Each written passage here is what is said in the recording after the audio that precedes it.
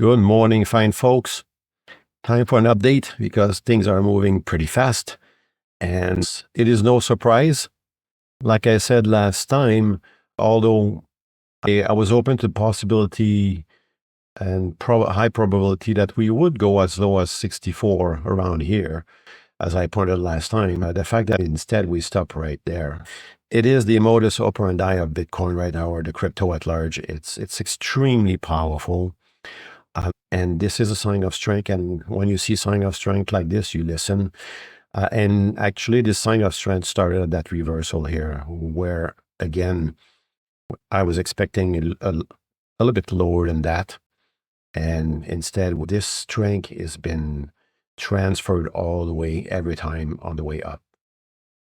And like I said, even if we were going to go to 64, I said that the targets is above $100,000. And when I say 100, I don't mean 101. I mean between 130, 160 is my target on Bitcoin.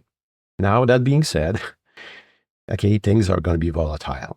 It doesn't mean that if you're going to chase and buy a local top, I shouldn't even say local top because we don't know. That's the issue. In a market like this, it's extremely difficult to figure out where it's going to stop and where we're going to get a pullback. So if you buy on a high, on a new high, you could be lucky and it's just going to continue, or you could be unlucky and we're going to get a small pullback. We never know. We're going to have periods like this where it's just going to consolidate. We're going to have periods where there's larger pullbacks like this. But I want to focus your attention on those bands here. And so in a quiet market or a range-bound market, they will act as resistance, as you can see here. You can see here, until it breaks. And once it's break, you enter into a new trend like this. So this is the type of market we're in right now. It's going to be extremely volatile, but the targets are higher, much higher.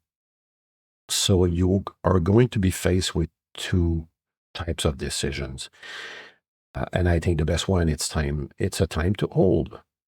And we've been waiting for this for a long time. And what the market has done is it has trained us to be cautious, conservative, because every time we hit those, we reverse. So now you've been trained to be more cautious.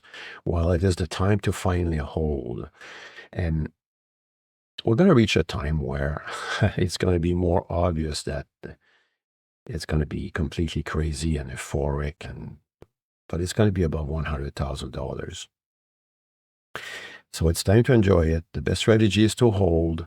If you try to maneuver micro movement in an environment like this, the risk really is, let's say you sell your Bitcoin at 82,000, you say, well, I'm going to buy at 78 on a pullback.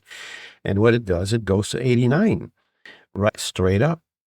And the pullback is at 85. So you're still making your situation worse by trying to micromanage a full-blown bull trend like this. My final caveat would be to remind everybody that this bull market is actually in November 2 years old. Okay, this is not the end of a bear market. That was a phase 3 consolidation within an existing bull market that has started 2 years ago. So once we reach those levels above 100,000 Bitcoin, it will be a moment to start thinking about lightening up on things.